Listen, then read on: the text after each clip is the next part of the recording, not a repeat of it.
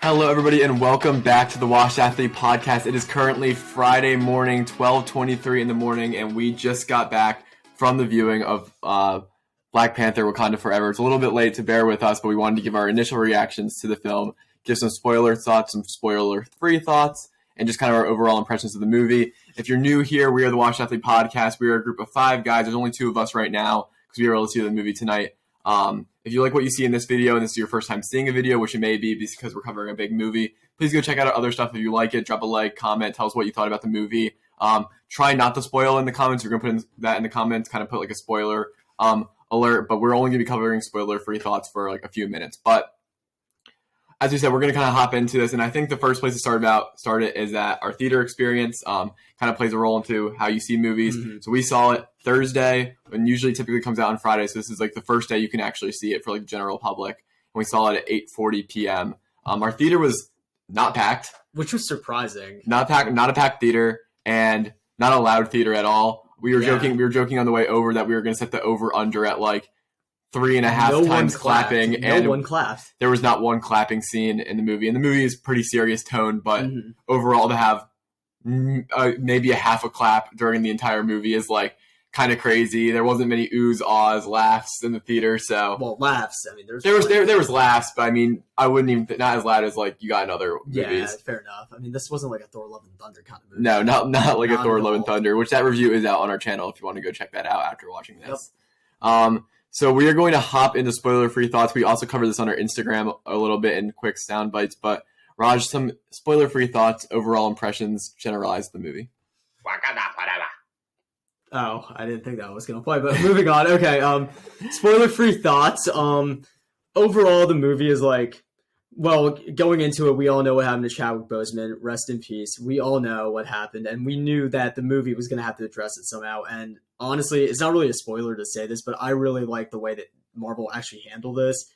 And knowing Disney and Marvel, I thought they were going to butcher this really, really badly, but they handled it really well. And honestly, it set the tone for like the entire movie.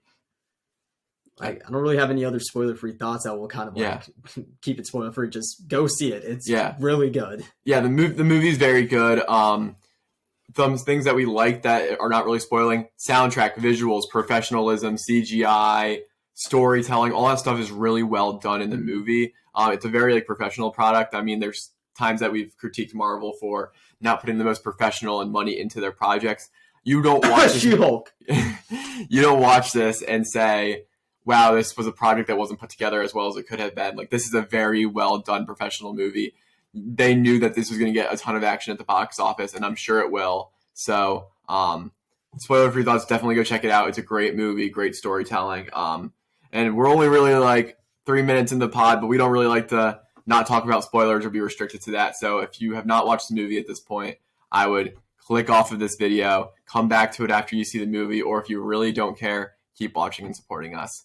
So we're giving a 3, 2, and a 1, and now we are into spoilers. Please stop watching right now. This is your last warning. Okay, Shuri being Black Panther, expected but cool. Yes. Right into it. I don't care. We're going to backtrack though. We're going to backtrack though. We just want to get that spoiler out of the way. But yes, at the start, they just hopped right into Chadwick Boseman's death, like right into it, and it was pretty intense.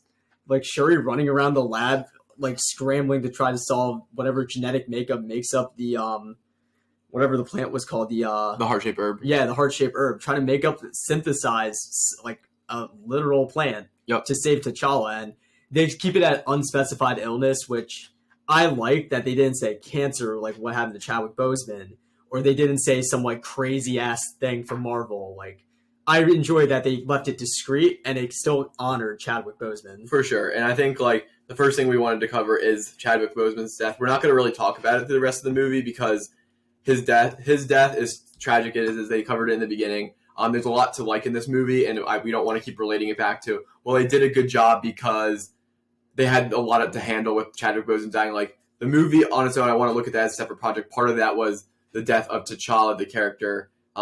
They covered that very well in the beginning. They gave a great little beginning montage of Chadwick Boseman, with his pictures flipping through the Marvel scenes. They kept it dead silent, which we appreciated.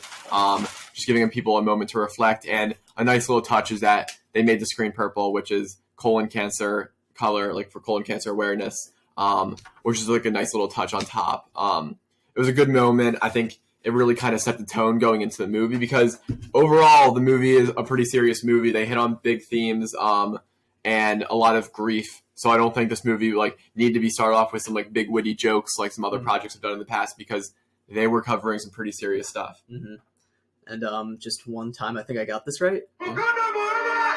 Yeah. Wakanda Forever. They definitely like to throw out their Wakanda Forever. You know, with whatever Black Panther movie you're getting a nice little Wakanda Forever. And like, listen, you're all doing it in the stands. Yeah. Like, you just find yourself slapping. I'm not gonna lie. During the funeral scene when they all did it, I did it we all did it. Like I saw a lot of people in the audience also do it. Like, I mean, why wouldn't you? Yeah, and they exactly. just levitate his coffin up, and you see it. You're just like, I just want to know, where did they send his coffin? I was wondering that too. I was like, what are they doing with it?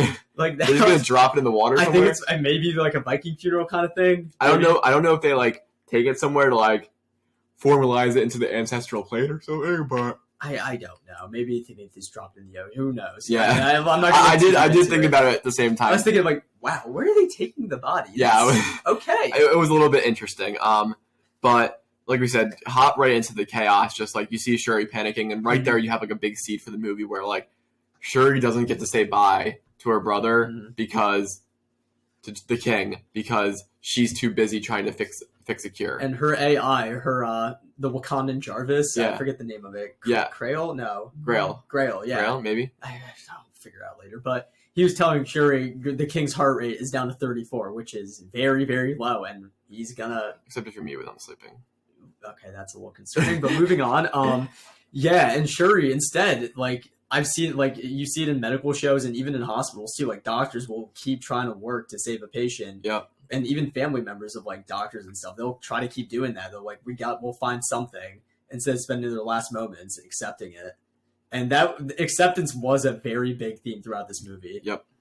And I think we're gonna hop in more. We don't really have we only saw the movie once. We're not taking notes when we did this, so I don't really have like a formal let's walk through big things of the movie. So we're gonna kind of just talk broadly about what we liked. Hopefully it goes in.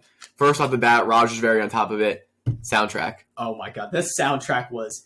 The soundtrack for the original Black Panther, goated. Kendrick, J-Rock, and all of them on all those songs, very good. This soundtrack, I would say it's very different in terms of the somber music compared to King's Dead and all those songs, because one big thing is this movie is a very serious undertone for the entire movie. Yeah. And the music correlates with all that too. Like, even when you go into, what was their Atlantis called? Takalo? Takalo. Yeah, sorry, we're gonna butcher the pronunciation. I was practicing a lot during the movie to try to get this down, but I just couldn't get it down. But I think it's Takalo. Raj's gonna look it up right now. I don't want to butcher this the rest of the time. What's the Marvel Atlantis called? Where is Namor from? That's okay. We're just gonna keep rolling. But basically, like everything that was going on in the movie, it was the music itself. It really correlated with everything going on. Like the intro scene during T'Challa's funeral, the first song was it was either the Rihanna song or it was a funeral song. I'm not completely sure, but the music very emotional, and it puts you into that mood. Like, wow, this movie's not like a Thor kind of movie, or it's not like a Miss Marvel kind of show or anything like that. Like, this is a very serious movie, and you can't just go in expecting action this entire movie. This movie was character development, moving on, and just learning how to handle grief. Yeah. Was the main themes of this. And you had outstanding visuals throughout. It always looked stunning. They had a lot of cool camera angles. Talokan. But yeah, they had a lot of big visuals going on. Like, the movie just looked really professional made. Raj saying in the car over here, we don't have our professional CGI expert Peter on set today, so we will not get his thoughts on that. Maybe he'll pop on for a mainline pod, and we'll just kind of throw that in there, so you should look out for that. But the CGI looked pretty good to me. I don't really have a keen eye for it, but it was pretty good. Everything looked good. Costumes look great. Yeah. Just the scope and the vision. I mean, they have Ironheart's character with a really cool costume. They have Okoye and I don't remember her partner. I don't remember. But they had very cool costumes. Shuri's costume is obviously very cool. And just again, with just being in Wakanda, with this Black Panther got a ton of praise for this, but like their costume work from all the different tribes, all the different nations. They won an Emmy, or not an Emmy. Yeah, an Emmy for this, right? Yeah. Yeah. So like again, you're just bringing back all of those people, all of those like good ideas, and it shows off in the movie. You just feel very immersed in it. And part of that is we're going to a new area. What, Talokan? Talokan. We're going to Talokan, and again, like they had this kind of scene where they just do exactly what they did in Black Panther 1, where they just explore lands, just explore Talokan, and you get to see the scope and like what they create, and it looks really cool. And you can even see Shuri when she's there is like, wow, this is really cool. This is a very unique little place, and you feel invested in kind of understanding what these people are about. And it kind of like I kind of compare that like when Okoye found out, and she was like, we're not the only people with vibranium, and she's just having an existential crisis. Like the legends and everything, they were wrong. And it like just reminds me of like maybe like the settlers from back in during colonialism, even before that, like seeing new lands with like people like having developed cities and everything. They're like, what? This is like we're not the only people on Earth. Like that, and just everyone would kind of having an existential crisis. Like there's another superpower with vibranium who are also blessed by an herb that turned them into these people. And you can see the parallels between the Talokanians. I don't know what they call Talokanians, Talokanian, whatever he calls his people, and the Wakandans. There's a very similar parallel between both of them because you can see Namor is a lot like King T'Chaka, will do anything to protect his kingdom and his people and keep them secret from the world. And you can kind of see the parallels between both kingdoms here and there, like both cities protected, hidden, doesn't want to share their resources with the world, all because they're scarred because of the actions of, for the Talokans, they're scarred from the actions of the people on land because of what Namor saw happen to his mother's village. Meanwhile, Wakanda, they're just scarred from people trying to steal their vibranium. Ulysses Claus, but they also have the scene where, like, when Michael B. Jordan's character Killmonger comes in the first Black Panther, he's upset because they're not sharing these resources with the rest of the world, especially like his community of people who could really use this. And yeah, they have very interesting parallels there with that, which is a very good part of the movie. And we're gonna get to that a little bit when I have my own dislikes of the film. But I do think that was like very well done. And again, like you're understanding the mindset of these people. You might not agree with them, but you see that like Namor's character saw people like treat his people awfully. They were like colonizers. It was slavery. They were being like brutal people. And he was like, we are never going to like associate, these people will overrun our community. Like I got to protect them. And he sees an option here where they've been found. Again, his initial seed is, holy crap, they found us. And that with the drill. And then after that, his response to that is either, I need to form the most powerful alliance in the entire world and take everyone over so we will not be taken over, or I'm just going to have to wipe everyone off the face of the earth myself because we can't have this. Like this is not an acceptable option. Actually, he's going to kill all the Wakandans and then not tell anyone else, or he's going to form an alliance with the Wakandans and kill everyone else anyway with them. So at the end of the day, Namor's a little psycho. He's a little psycho, but like again, it's for the people. But it's for the people, and you have a good mindset behind it. So I think as a villain, he's a very good villain. I'm a little confused where his powers came out. I don't really understand the wings on his feet. I'm going to be honest. They try to explain it a little bit. He said himself he was a mutant.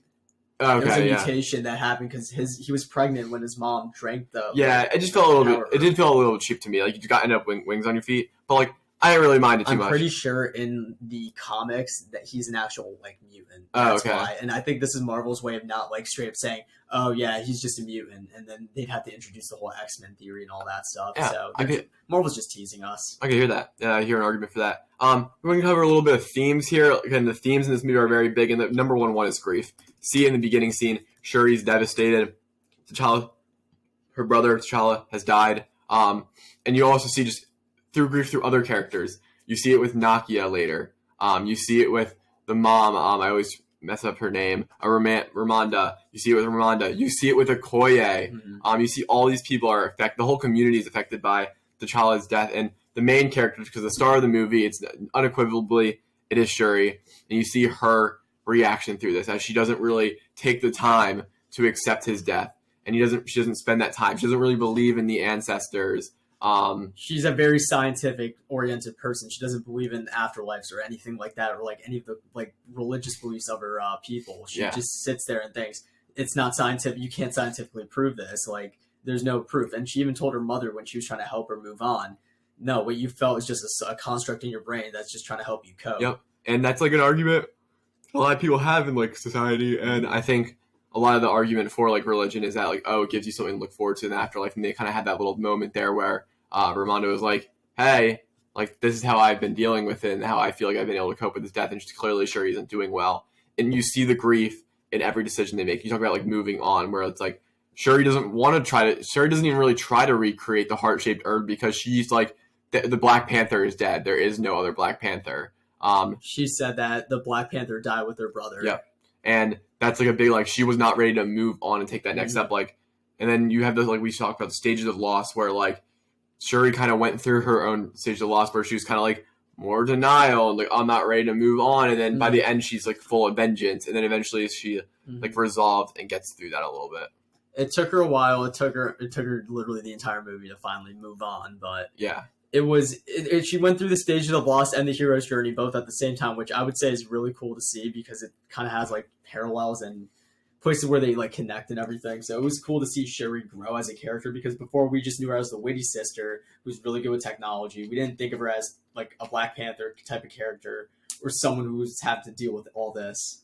Yeah, I think that, I mean, obviously Chadwick's death had accelerated this kind of timeline, but like they even did a great job accelerating this character to the role that they were in, given that like in the first movie, it's just T'Challa and Shuri are like dapping each other up. Shuri's being witty with all this technology, and by the end of the movie here, she is Black Panther for Wakandan Kingdom that's on top of the world. They just destroyed Atlantis, which is arguably more powerful than they are. They didn't destroy it. I mean, well, they destroyed their hopes. Well, I mean, yeah, okay, we'll get into that a little bit later with the end credit scene, but or like not was it an end credit scene? It was just like the last scene. It was the last scene. Yeah, but we'll get into that in a little bit. But yeah, like they defeated a very powerful nation in a sense, and it was on her back and her leadership. So, and also we have a lot of ideas, kind of similar to the first one about like the roles of countries in society. You kind of have Ramonda, who goes up to that UN meeting, is kind of like calling out these other countries, like and they had the funny scene where like, I mean, France sent a bunch of mercenaries to an outreach center. That's a war crime. Yeah, and like that was exactly what they were saying. Ramonda was like, I'm not going to do this. Like people are going to take advantage. It's going to make everything actually more dangerous. And then they're like, no, it's not. Like, you're crazy. And then the French raid it. Tried gaslighting her. And she's just like, all right, well, let's bring in the evidence. Y'all are calling 4K. Hey, France, are these your mercenaries? That's crazy. And they do this a little bit throughout. And again, they had that big part of, like, Killmonger's arc. Like, why are you sharing your resources? And they had that again in this. One, again, you kind of see this. Talokan is, like, very isolated. Wakanda is, like, tried to outreach a little bit more, but you're like you can see the fear of like getting power technology into power pool. And I mean, fair enough. Like the UN's asking, why aren't you sharing your resources? Well, I mean, they don't have to share their resources with you. Like it's not that big of a deal. Like if you're worried that Wakanda is going to use their resources to build like a nuke capable of destroying a country, they would have done it by now. They would have done it, but they've had the capabilities for probably centuries now to do that, and they haven't. So I don't know why they're tweaking. And it's just comes down to countries wanting their own power because the U.S. military industrial complex would love that, and we see that with Valerie. Yeah, and tying right into that, things we liked, cameos, new characters, like the role these characters played. Because I mean, instantly you had Madam Hydra in the movie. I didn't expect Madam Hydra. I didn't either. She showed up, and I was kind of like, and she's Madam Hydra? And she's Agent Ross's ex-wife. Yes. Which is very interesting to see how this will play out. And another character, Agent Ross, was happy to see him in there. I didn't really think about that. That was a little nice dynamic. I liked how they had the third party. They had Talokan and Namor. They had Wakanda and Shuri. And they also had government agency a little bit, like U.S., kind of like what's going on here. And obviously this is going to tie into Captain America New World Order. And you see New World Order, suddenly now Wakanda viewed as a very dangerous threat because of the technology they pose. And they kind of just looked like they committed a lot of war crimes and like did a lot of destruction because like no one really knows about the Talokan people. So this is very much shaping up for a New World Order really big movie. And that's super exciting because I think we didn't really know where Black Panther was going to fit into all of this. That was a question I had before this. And it's very exciting to see that now. Like we got Captain America, Bucky, Madam Hydra, kind of that gang kind of all assembling. Add on top of that, you got the Black Panther movies, and I think we're in for a really good New World Order if they can get the directing right. Yeah, I mean, it's going to be interesting. I don't know the plot of that movie. I don't know what's going to happen. I mean, based off the title New World Order, I think this is going to be maybe centered around a Hydra takeover of the U.S. government, or maybe they already have. Power Broker, Sharon Carter is going to have something definitely to do with the movie.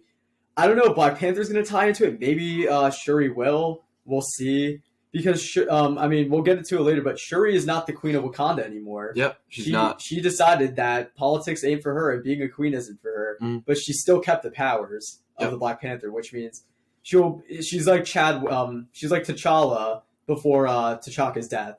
She will be the Black Panther while M'Baku leads. And honestly, I really like that. M'Baku finally, he's a very good leader. Yep. And I like that he's finally being able to lead Wakanda.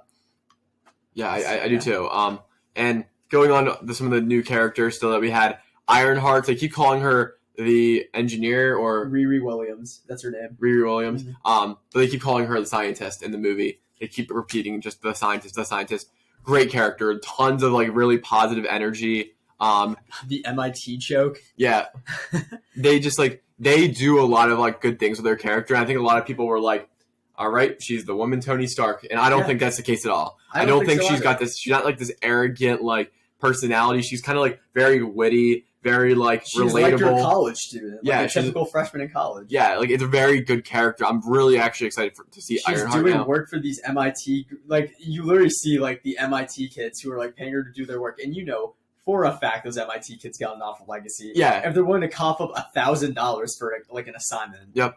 She's 19 years old, making really cool stuff, the Iron Man suit and whatnot. And it's just really cool. And her and Shuri have a great dynamic in the movie. You're really just smiling to see them interact in that way. So the college dorm scene, I would admit, that was pretty funny. When she tried throwing the big JBL speaker, and Okoye just slices it in half, and she's then picks up a mini fan. And once again, they're don't do it. It's not worth it. No. Yep. It kind of reminded me of when Tony met Peter. Yes. They kind of parallels between that. Peter? Parker. Peter Parker. Oh, yes. Okay. Oh, sorry. I forgot. No one knows who he is anymore. Yeah. My bad. Spider-Man. Yeah, sorry. Peter just really threw me off. Oops. I mean, we got Peter on the pod usually, so. Yeah, I forgot. Who's Peter Parker? Yeah. Anyway, any other new characters? Well, besides Namor and all his. Oh yeah, I mean, we'll mention Namor. Good quality villain. Mm-hmm. I mean, I don't think he tops Killmonger as a villain. No. Killmonger feels a lot more hit home. Namor kind of feels a little bit off, but again, I think they do a good job developing him. Killmonger's purpose made sense. Yeah, and I think Namor's purpose makes sense. It does, but he wanted to kill a 19-year-old girl who didn't realize her technology got stolen by the U.S. government because she submitted it for an MIT project. No, I agree. Yeah, I think he's a little bit on the more delusional side, which doesn't make a great villain. And additionally, I think naturally he's very overpowered. Yeah, he's a little way too OP for an Aquaman that can fly. Yeah, so he was a little overpowered, so it's kind of hard to be oh, he lost. But we'll get into it a little bit, how that kind of ended. But overall, I thought Namor was a solid villain addition. And again, they do flesh out a story arc. Going into a little bit of dislikes, I don't think I have a lot to say about dislikes. Mm-hmm. The film is very good, and we'll give an overall review at the end. They weren't unpredictable in this movie. I kind of came in, and Raj was roasting me for it. I was kind of I think Okoye is going to take up the Black Panther role. I was Shuri felt like the very easy pick. And there was a point where I believed you. Yeah. I was having second doubts, wait. When Okoye gets outcast from the Dora Milaje, you think that, okay, maybe this is her time to come back.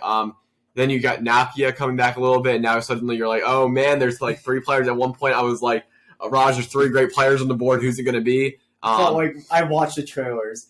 Nakia and Okoye do not have the figure that Shuri has clearly in that scene that you see in the trailer. It's Shuri. It's so obvious. And it was very obvious it was Shuri. I was trying to get around the system a little bit. And be I got one up on it. But it wasn't very, this movie was not unpredictable, I think, in really how they handled many things. Even Ramonda's death, didn't really feel like, oh my god, big shot. Oh, like, yeah, we just completely skipped over the attack on Wakanda. So Wakanda got attacked once again. Yeah. This time by the Talokans, whatever.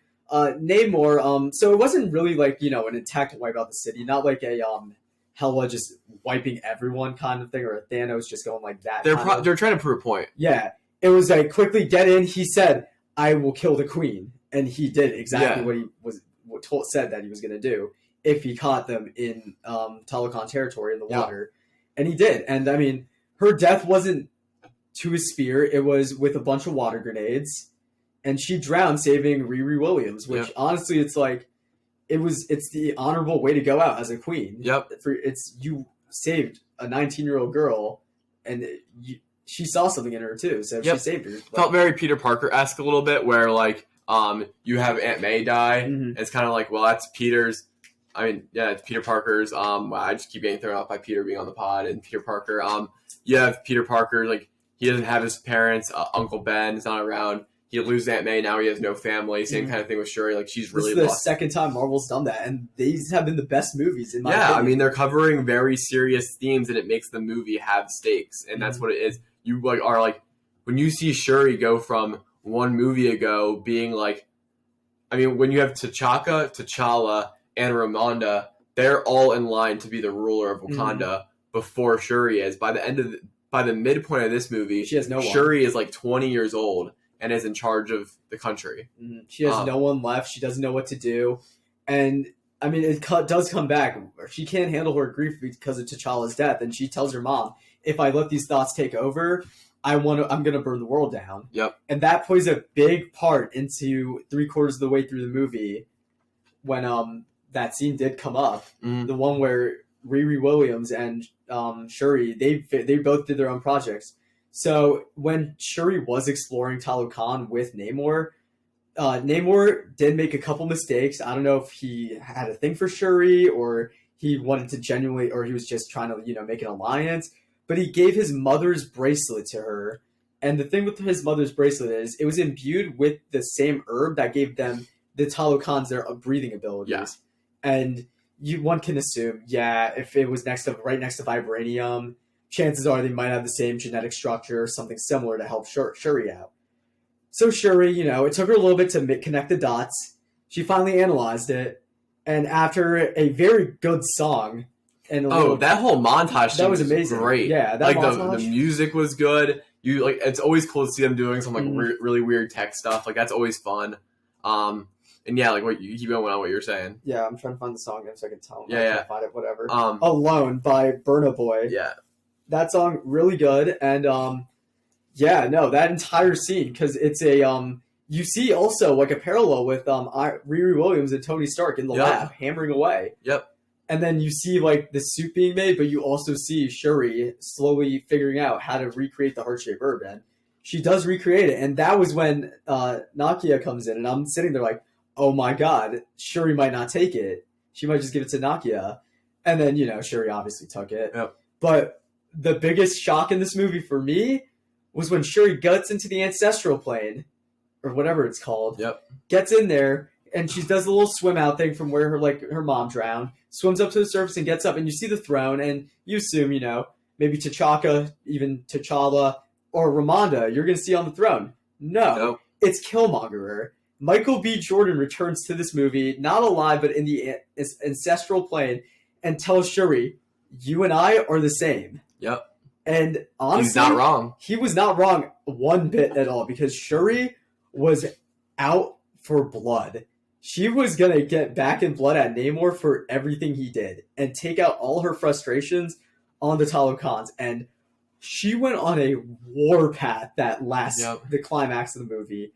That was like very poorly thought through. Like she sent probably their best soldiers. I mean, Okoye and her partner's suits. Wow. Okay. Those were really good. Like, I don't want to call them Iron Man suits, but like they kind of were, but like more Dora Milaje-esque like Iron Man suits. It was really cool to see. They can fly now. Yep. And Ironheart suit. Props to the costume department, CGI, whoever controls who makes the suits. Ironheart suit, I really like. Yeah, I dug it because you have the undertones of Iron Man's suit, but you also have it's a 19-year-old girl. like it's not going to look exactly like Tony Stark. It wasn't like sleek like Tony Stark's. It was definitely more industrial, but I like that. Also, they had a lot less time to build it, so exactly, and it worked really well. Yeah, and worked well in the fight, and overall, just like that whole scene was good. I mean, there's so many individual scenes we can point at. One negative I wanted to touch on was parallels. I think since they knew Black Panther 1 was a success, they did a lot of the same things where they were like, oh, this group of people did something bad to this group of people. Now we're going to have that be our characters' backstories. Like that's what kind of happened with Killmonger. That kind of what happened with Namor. And they kind of attack the same themes. I don't really think it's like enough to say this movie falls out. Like movie could be in like my top 5, top 6. That doesn't mean it's like that big of a negative, but this movie definitely didn't feel like it was like they really came in and did something really new and really different. They did what they did in Black Panther 1, and that was they played it a little bit on the safer side. But again, it really like they did it well, so I'm not gonna like knock it too much. See, I'm gonna disagree with you partly on that because this movie wasn't intended to like shock the MCU. I would say overall this movie was a tribute. I wouldn't say fan service. It was more the movie was a tribute and kind of a passing of the torch kind of movie. I do agree, but I think that because you got to think about it like this. This is basically another origin story at this point. No, I 100% agree. But that's almost like they just put the origin story from Black Panther, tweaked it a little bit, changed some things up, and made it the origin story for Shuri's Black Panther. Which again, I don't really mind that much. I'm just saying I did feel like they were hitting some of the same beats that they were from Black Panther 1. And when you say that this movie is like kind of a sequel, it did feel like they could have like changed that up a little bit. Especially like specifically, I noted that when like they showed like Namor's backstory and how like they were like starving or whatever. They like prayed to the god, whatever. They found this like reservoir, and then eventually he came back to bury his mom and saw the injustice. The injustice. Like that felt very like I saw that, and that was in the first Black Panther movie. But again, not a lot for me to criticize. Well, I mean, there's not much you can really do though because that was straight pulled from the comics. Well, listen, I'm not going to comment on. Yeah. I'm not going to comment. I don't read the comics. I mean, I don't either. I just that's what I would say about the comics though. If I still read them, so. But again, like not a big negative, just something that I noticed. Like it didn't feel like a whole new original thing. I just don't think they definitely did not want to take this path. If Chadwick Boseman was still alive, this was not the path. No, exactly. I 100% agree. And it would have been like a different kind of sequel. Maybe it would have been something else with Namor, something different. But they had to. I mean, Marvel had to, switch gears a little bit, and they made it work. I mean, they did a great job because I think this movie probably surpasses Black Panther 1 for me, which means they did something right because they made a better sequel. I just need to figure out where this goes on my list. I definitely if I need a rewatch. If I need because granted, the first time I always watch a Marvel movie that's new to me, I always sit there. I'm like, wow, that was like that was fantastic. But then I have to rewatch it, and then I start nitpicking. I'm like, I did not like that. Yep. We're gonna run through some characters real quick. I don't want to like miss anyone. These are some big names I found. Shuri, we talked about it. Star of the show, great character. We forgot. So Shuri in the trailer, you see her suit and you see yellow, and no one really kind of clicked in their heads. Hey, Killmonger wore yellow. No one really thought of it. They just thought, oh, they're just trying to give her a different color suit. Right. No, she didn't make her a new suit. She went to the little vault of Black Panther suits, walked past T'Challa's and T'Chaka's mask, and goes to the back row and takes Killmonger's suit and wears it, which... Well, like her rendition, like the female rendition. Well, yeah, I mean, it's vibranium. It's a vibranium tech. It can mold onto anybody. So it's still Killmonger's suit or whatever it was, but you still see it and you're just like, oh my god, that's why her suit's yellow. Yeah, it was like the pieces started to click when you like saw the ancestral plane scene and you saw her go down and get her suit, and you were like, oh, she's about to go on a warpath. Yeah, and that's exactly what like that moment felt like. And again, like we're not pointing out every single instance. Shuri was a great character in this film. They did a really good job, and she climbed up on any kind of character tier list ranking that we will do in the future. Nakia, she's really hidden for the first part of the movie, and I don't know if this was because there was an issue getting the actress on set. Like that could have been a slight issue, but eventually you see that she's in Haiti and she kind of just like disappears from the world. Well, we do get an explanation of how all that happened. And I'll point that out in a second. But overall, once she gets back from Haiti and does the undercover mission, great character. Like again, they really built on what she did in Black Panther 1. And then at the post-credit scene, you see that she had a kid with T'Challa, and they were kind of hiding him out in Haiti because they didn't want him to deal with the pressure of the throne. And I think that we didn't want him to deal with the pressure of the throne. I was like, that hit a lot of beats right for me. Like, that is the most T'Challa thing to do because he had to grow up with the pressure of the throne. He knew he was getting the throne, and he had to grow up knowing everything he did had to have a purpose behind, being a great leader. And he didn't want his son to have to grow up. He just wanted his son to have a normal life. And his son, he did educate his son on Wakanda history. Like, he did say, I'm, whatever his name was, son of he said T'Challa. Because I forget what they were calling his nickname was, but he says, I'm actually Prince T'Challa, son of King T'Challa. Yeah, something like that. And like Shuri's just like, so he's not like uneducated. Like, he's not. So I feel like I did kind of like it though, because it's kind of like Killmonger's son, like how Killmonger's T'Challa's uncle, like he would tell his son like some stuff about Wakanda, but nothing insane like this. T'Challa made sure not to make the mistake of like keeping Wakanda hidden and all that stuff. And he like told him about their history, and he explained why. And it even goes into the reason why they didn't attend the funeral. He told him, I don't want you in Wakanda yet. I don't want anyone to know about this besides, my mother. And they kept it hidden from Shuri too, and everyone. And people forgot about it by the end of the movie. Ramonda was going to say to Shuri before Namor kind of had popped up for the first time, like, hey, I got to tell you something about your brother. And they didn't say, and she couldn't get it out before she passed, unfortunately. And you kind of had that come back up at the end. As soon as like you saw the kid, you were like, that's what she was going to say. And it was just a really nice scene. I'll be interested to see what they do with the character. But Nakia was a very good character in this film. It really just kind of fleshes out like what their relationship was like.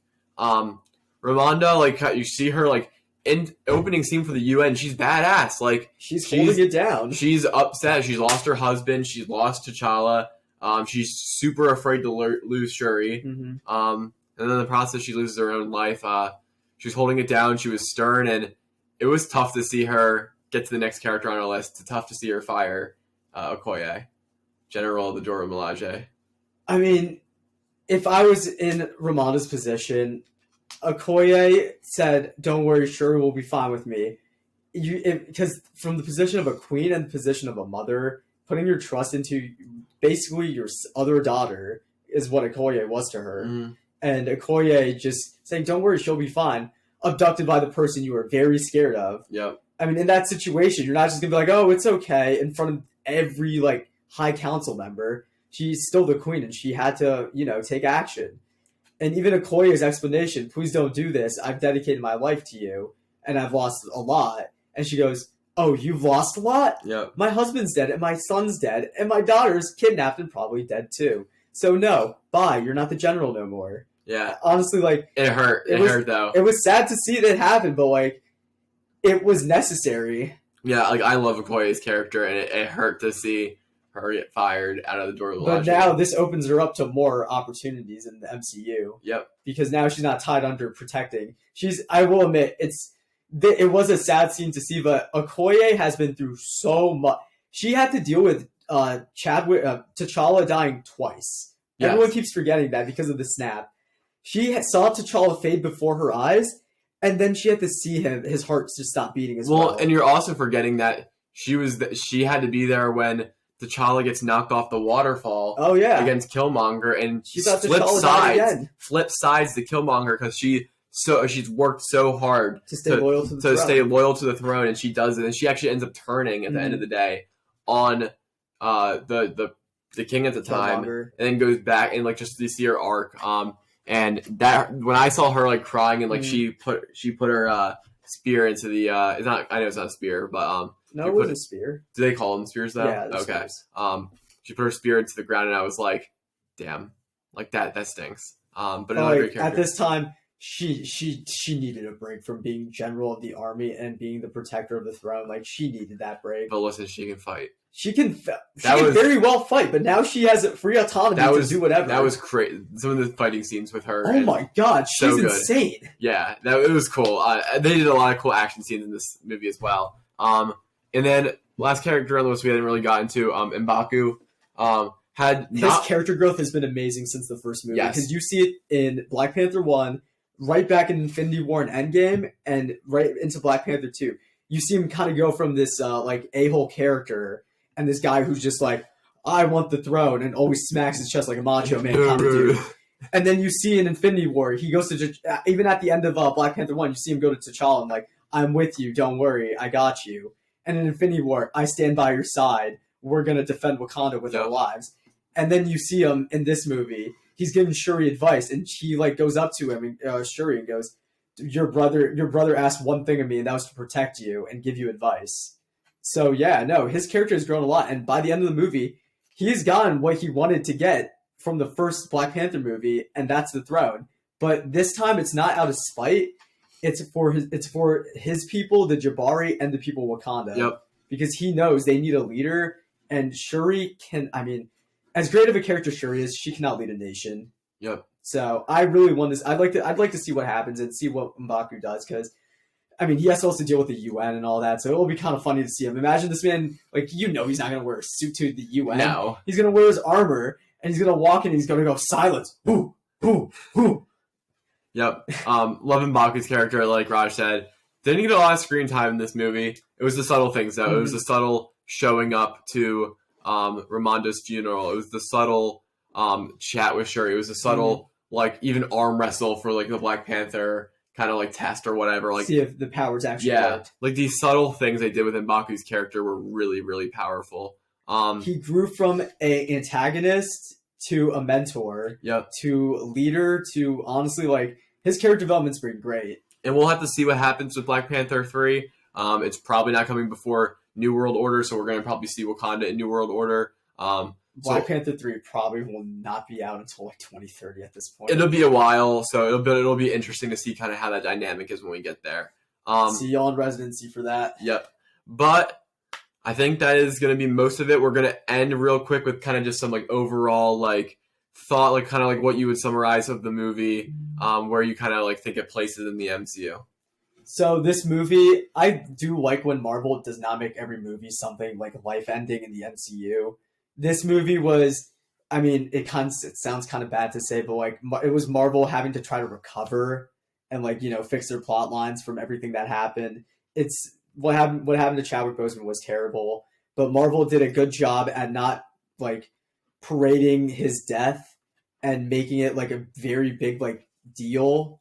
I mean, they gave him this tribute, which was a very solemn, very nice tribute. Like they did the MCU intro with all pictures of him. And they also did the Wakandan funeral, which was a celebration of life as well. Yep. Which is very similar to like Hindu funerals and all that. Yep. But like I saw those parallels, and they did a very, very good job with handling this entire situation. And I applaud Marvel for that, because, you know, I thought they were going to butcher it very badly in this movie. And overall, I mean, it was nice to see it, because I liked it when Peter Parker went through his little grief phase with Aunt May. And I liked this entire movie was about Shuri going through grief, and it sets a lot of tones for the entire movie about like just growing as a character, because Shuri goes from this young, naive, just energetic scientist to, wow, I'm the leader of a nation and I have the powers of a god. So yeah, it's going to be interesting to see what happens with Shuri in the future of the MCU. The last end credit scene said Black Panther will return like every other goddamn Marvel movie. Yep. So very generic phrasing. We may see Shuri in a year, maybe 3 months. Maybe 5 years at this point, or whenever Secret Wars come out. I don't know, but we'll see the fate of the Black Panther and Wakanda. Yeah, where do you place this movie, you think, like tentatively? Or just give us a range? I really enjoy how they handled the death, and I really enjoy the themes of this movie, because I don't really look too deep into like all the stuff, so I think I'm gonna give this 3 and knock something down. I really like this movie. Yeah, I'll echo some of the same points. Maybe this is going to be like a little clip for Instagram so that I don't give any spoiler thoughts again. There's never a time in this movie where I doubted their storylines. There was never a time in this movie where I thought the production value was bad. There was never a time in this movie where I was concerned like characters were making like decisions that didn't really align with their values. Like everything made sense in this movie. The development was fleshed out. The characters were well done.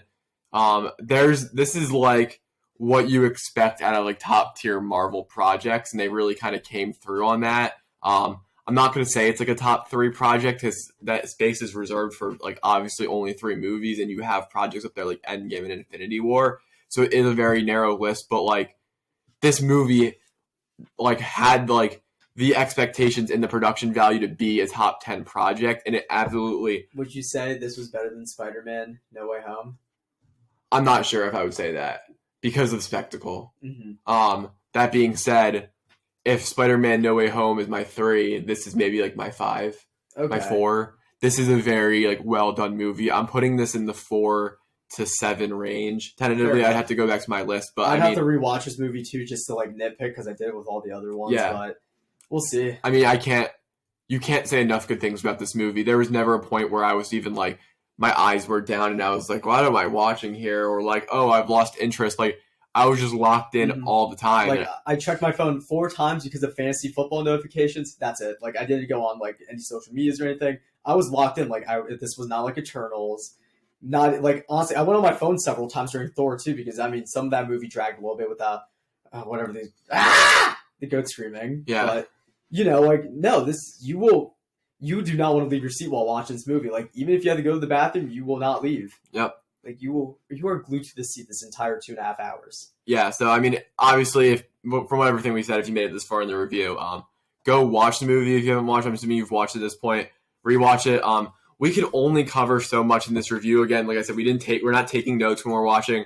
We've only watched it once, so if we missed key plot lines, which we inevitably did, like, comment below, like, mention kind of some of your favorite scenes, what you thought about them. If you want our thoughts on them, like I said, we're just 2 guys here trying to like make a quick reaction video a couple like 1 or 2 hours after watching this film. So please engage us in the comment section below. If you made it this far, thank you very much for watching. We're the Washed Athlete Podcast. If you like what you saw, go ahead, subscribe, drop a like. I can't talk in that Josh. Yibambe. But if you like what you're seeing so far, please go up to our subscribe button, hit that. If you're listening on podcast audio forms, write a review, drop a 5-star like, do all the good things. Other than that, this has been the Wash Athlete Podcast.